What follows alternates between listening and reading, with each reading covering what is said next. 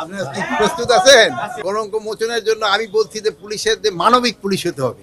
যেমন আগে কোনো কিছু ঘটনা ঘটলেই যেন তারা না হয়, আপনাদের সাথে ব্যবহার যেমন বলে না জনবান্ধব পুলিশ, এটা যেন জনবান্ধব হলে কিন্তু তাদের কলঙ্ক মুছে যাবে, জনগণের যদি বান্ধব হতে পারে। কলঙ্কর কথা তো নির্বাচন আপনারা দেখছেন তো, দুই একজনের কিন্তু আইনের আওতায় অলরেডি নেওয়া আনা হয়েছে।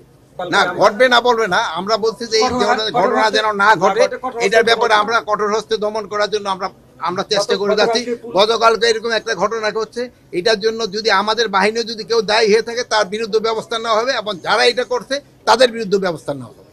আমরা পদক্ষেপ নিয়েছি দেখিয়েছি, কিন্তু পুলিশ কিন্তু কিছুটা জনবান্ধব হয়ে উঠছে। আগের মতো কিন্তু পুলিশ এরকম ব্যবহার করে না।